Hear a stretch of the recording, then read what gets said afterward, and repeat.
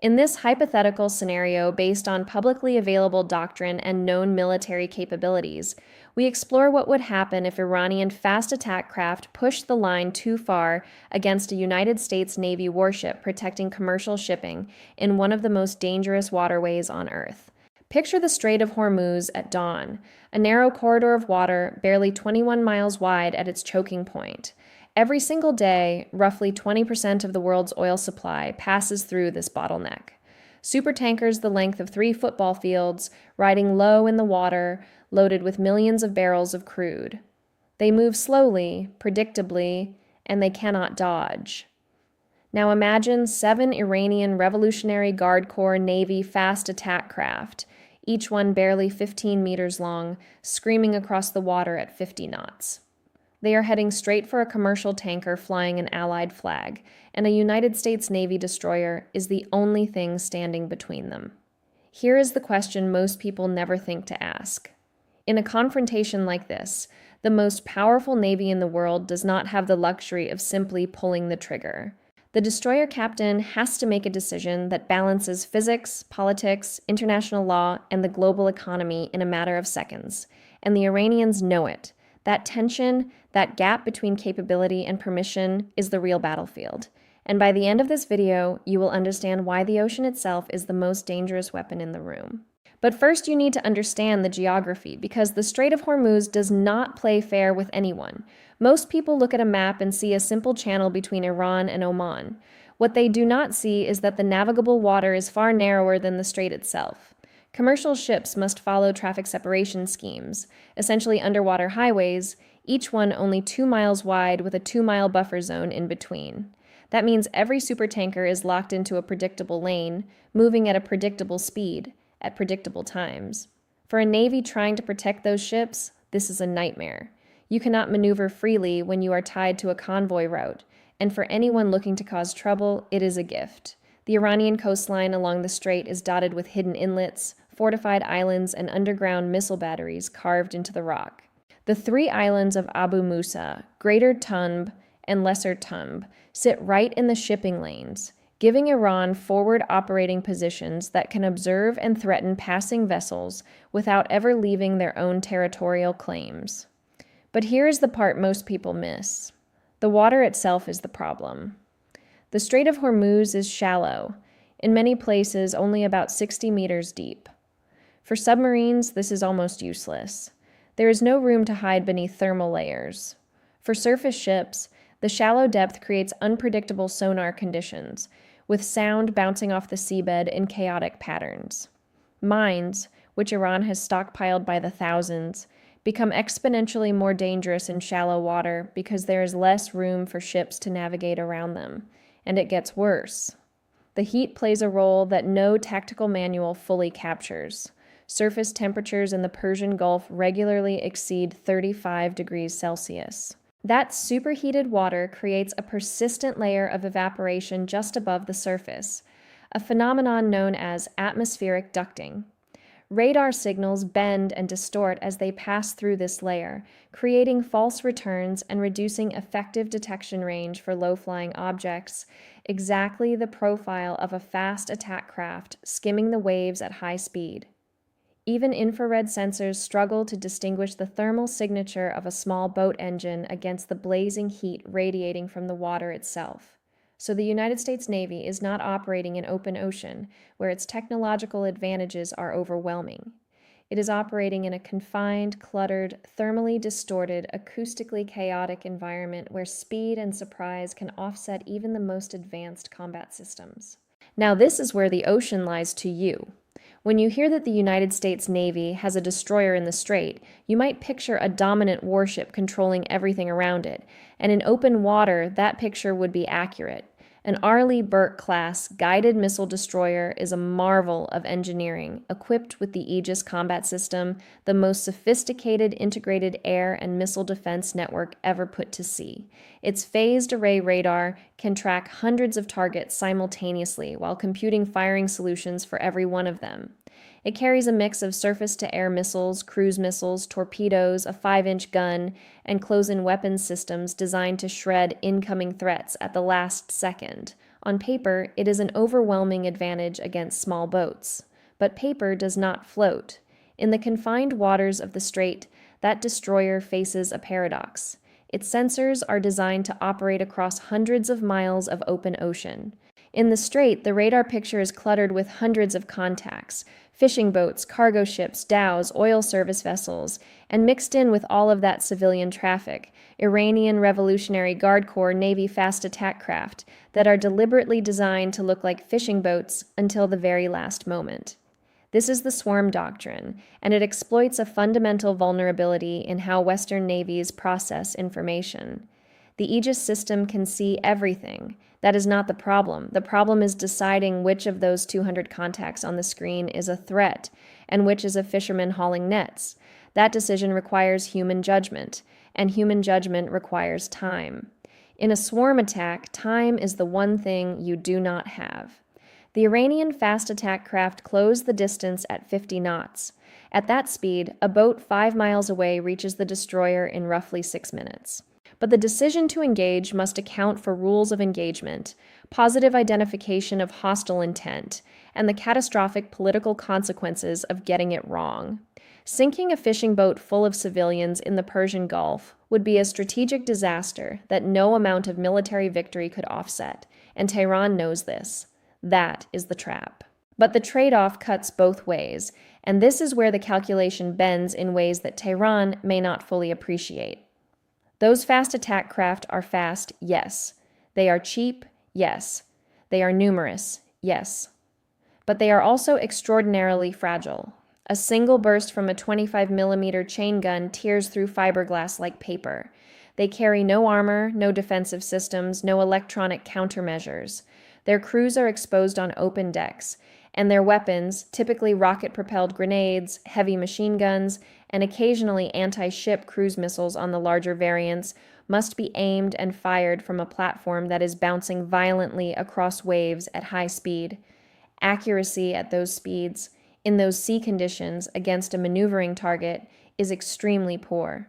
The Iranian strategy depends entirely on getting close enough that accuracy does not matter, and on overwhelming the defender with sheer numbers before effective countermeasures can be deployed. The United States Navy has spent decades studying exactly this problem, and the solutions they have developed are not what most people expect. So what does the United States Navy actually do when those 7 fast boats start their run? This is where doctrine meets reality, and the answer is not a single weapon. It is a system. The first layer of defense is not a gun or a missile. It is communication. The destroyer broadcasts warnings on international maritime frequencies, in English and Farsi, ordering the approaching vessels to alter course and maintain safe distance. This is not politeness. This is a legal requirement under the rules of engagement and international maritime law. It establishes a clear record that the approaching vessels were warned, which matters enormously in the political aftermath. Simultaneously, the ship's electronic warfare suite begins actively monitoring the electromagnetic spectrum around the approaching craft. If those boats activate targeting radar or weapons guidance systems, that emission is detected instantly and classified as hostile intent. This is the invisible tripwire. But here is where the sequence gets tactically fascinating. While the warnings are being broadcast and the electronic warfare operators are listening, the destroyer is also physically repositioning. It places itself between the tanker and the approaching threat, using its own hull as a shield. The 5-inch gun mount rotates to track the lead boat. The close-in weapons system, a radar-guided Gatling gun capable of firing 4,500 rounds per minute, spins up and begins tracking autonomously. On the fantail, sailors man 50 caliber heavy machine guns and 25mm chain guns. Helicopters, if available, launch from the flight deck, carrying door-mounted weapons and additional sensors that can provide overhead surveillance of the entire engagement area. The MH-60R Seahawk helicopter, in particular, adds a critical dimension. It can deploy rapidly, loiter over a threat area for hours, and provide targeting data that the destroyer's own sensors may not capture due to radar clutter from nearby islands and civilian traffic. An unmanned aerial vehicle may also be airborne, quietly circling at altitude, streaming video and infrared imagery back to the Combat Information Center, where watch officers can study the approaching boats in granular detail, counting weapons, identifying command boats, and reading hull markings. And beneath all of this visible activity, something far more important is happening on the data networks. The destroyer is sharing its tactical picture in real time with every allied asset in the region through secure tactical data links. Other warships, patrol aircraft, unmanned aerial vehicles, and shore-based command centers all see the same picture simultaneously. If the situation escalates, reinforcements do not need to be briefed. They are already watching. Now let us talk about what happens if the warnings fail and the boats keep coming, because that is the scenario everyone wants to understand, and the reality is more nuanced than a simple firefight. The United States Navy employs a graduated response doctrine that moves through distinct phases, each one designed to give the approaching force one final opportunity to break off before the next level of force is applied. After verbal warnings, the next step is visual deterrence. The destroyer may fire pyrotechnic warning flares or deploy its long-range acoustic device, a directed sound weapon that can project an unbearable tone at specific targets over a mile away without causing permanent harm. The ship may also execute aggressive maneuvering, turning its bow directly toward the approaching boats and accelerating, creating a massive wake that can swamp small craft. This maneuver sends an unmistakable physical message. I see you, and I am not yielding. If the boats continue to close, the rules of engagement authorize warning shots. The 5-inch gun fires ahead of the approaching formation, placing explosive rounds in the water directly in their path. The concussive impact of a 5-inch shell detonating on the surface is enormous. Even at a distance, the shockwave and the geyser of water it produces make the message viscerally clear. The next rounds will not miss. And this is the critical decision point for the Iranian boat commanders, because what comes next is not a warning, it is physics. But there is a hidden dimension to this confrontation that rarely makes the headlines, and it is arguably more important than any weapon system. The real battle is happening in the information domain. From the moment those fast attack craft leave their hidden berths along the Iranian coastline, they are being watched, not just by the destroyer in the strait, but by a layered surveillance architecture that stretches from the seabed to orbit. United States Navy Maritime Patrol aircraft, the Boeing P-8A Poseidon, fly continuous patrols over the strait and the Persian Gulf. These aircraft carry advanced surface search radar, electro-optical and infrared sensors, and electronic support measures that can detect and classify every emission in the electromagnetic spectrum. They see the boats before the boats even know they are being observed. Above the P-8A, satellites provide persistent, wide-area surveillance. Synthetic aperture radar satellites can image the sea surface through clouds and darkness, tracking vessel movements over time and building pattern-of-life databases that reveal which boats are fishing vessels and which ones operate on military schedules. This intelligence is fused into the common operating picture that every commander in the theater can access. The Iranian Revolutionary Guard Corps Navy believes it is launching a surprise attack. In reality, the United States Navy has been watching the preparations for hours, possibly days. The element of surprise belongs not to the attacker, but to the defender who chooses when and how to reveal what it knows. And that is when the kill chain bends in a direction that changes everything. Because the United States Navy does not need to destroy those boats to win. It needs to make Iran's leadership understand that every single one of those boats is already inside a targeting solution before it ever reaches weapons range. This is the concept of deterrence through demonstrated capability, and it is far more powerful than any missile. When the Iranian boat commander looks up and sees a Poseidon banking overhead, when his radio crackles with a warning that includes his exact speed and heading, when he realizes that the helicopter circling a mile away has a weapons lock on his craft, the calculus changes. He is no longer a wolf hunting a sheep. He is a target that has been permitted to exist. And the moment that realization sets in, the strategic objective is already achieved. But here is the catch. And this is the part that keeps Pentagon planners awake at night. Deterrence only works if the other side is rational. If the Iranian boat commander is following orders from a command structure that has decided to accept casualties for a political objective, then all the surveillance and all the warnings in the world will not stop the attack. This is the nightmare scenario. A deliberate, politically motivated assault where the attackers know they will not survive, but press the attack anyway to create an international crisis, to spike oil prices, to fracture alliance cohesion, or to provoke a response that Iran can exploit in the information war.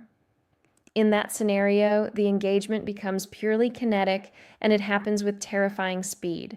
The close-in weapon system engages at 1,500 meters, creating a wall of tungsten projectiles that shreds the lead boats. The 25mm chain guns and 50 caliber machine guns engage the flanking craft. The 5-inch gun, now firing in direct engagement mode, delivers high explosive rounds with devastating precision. A helicopter overhead rakes the water with its own weapons. In less than 90 seconds, the engagement is over. The water is filled with debris and fuel, and the political consequences begin. This is the trade-off that defines every encounter in the Strait of Hormuz. The United States Navy has the capability to annihilate any swarm attack within minutes, but every engagement, no matter how justified, carries enormous political risk. A military victory in the Strait can become a political defeat in capitals around the world. Dead bodies on the evening news, burning wreckage, accusations of disproportionate force. Iran does not need to sink the tanker to win. It needs the confrontation to happen at all. That is the asymmetry that makes this theater so uniquely dangerous. So let us consider how this plays out across 3 possible pathways, because the outcome depends entirely on decisions made not at sea, but in offices thousands of miles away. In the first pathway, de-escalation through signaling, the United States Navy's visible and invisible presence convinces Iranian commanders that the cost of pressing the attack exceeds any possible benefit. The fast boats close to within a few miles probe the destroyer's reaction, and then peel away. Both sides claim victory. Tehran says it demonstrated its ability to challenge American power. Washington says its deterrent posture prevented an attack. Tensions remain high, but no shots are fired and the oil keeps flowing. This is the most likely outcome in any given encounter, and it is the one that receives the least media attention precisely because nothing visibly happened. In the second pathway, information advantage reshapes the battlefield. The United States Navy uses its surveillance dominance to preempt the swarm before it forms. Maritime patrol aircraft and intelligence assets identify the staging of fast attack craft at known Iranian Revolutionary Guard Corps Navy bases. Diplomatic channels are activated. Back-channel messages communicate that the preparations have been observed and that any sortie will be met with overwhelming force. Simultaneously, the United States repositions additional assets into the strait, making the force imbalance visible on every radar screen in the region. Iran, facing a defender that has already anticipated and prepared for every possible move, postpones the operation. No boats leave the harbor, no confrontation occurs, and critically, no one outside the intelligence community ever knows how close things came. This is the quiet victory that never makes the news, and it happens far more often than the public realizes. In the third pathway, logistics and geography become the silent winner.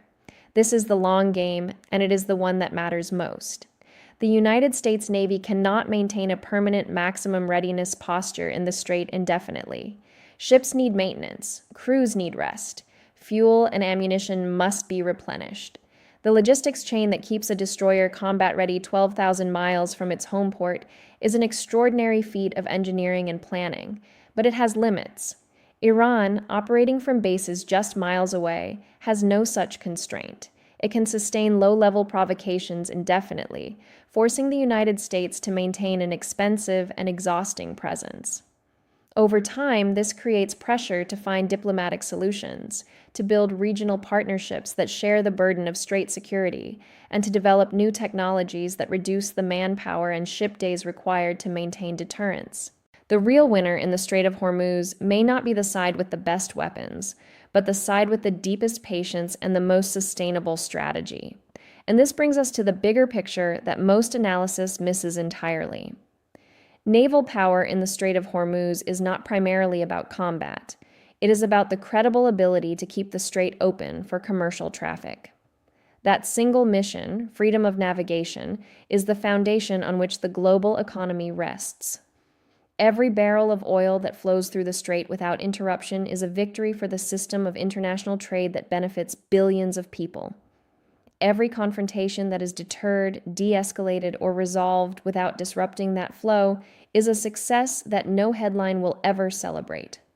The destroyer captain in the strait is not just commanding a warship. That captain is managing a political instrument, an economic guarantee, and a military deterrent simultaneously. The weapons are the last resort. The sensors, the communications, the intelligence, the alliances, and the judgment of the people operating the system are what actually keep the oil flowing and the peace, however fragile, intact. The Strait of Hormuz remains the world's most dangerous choke point, not because of the weapons aimed at it, but because of what flows through it. And as long as the global economy depends on that flow, the quiet professionals of the United States Navy and its allies will continue to stand watch in those narrow, shallow, contested waters, making decisions in seconds that echo for decades. This is your question to consider. If deterrence depends on the other side being rational, what happens when it faces an adversary willing to absorb losses for a political objective? Is there a technological solution? Or is this ultimately a problem that only diplomacy can solve? Share your analysis in the comments. If this breakdown helped you understand the real dynamics behind the headlines, consider subscribing and turning on notifications, because the next deep dive will take us inside a confrontation most people have never heard of. This video is for educational purposes only, based on public information. It is not operational advice and should not be used to plan harm or wrongdoing.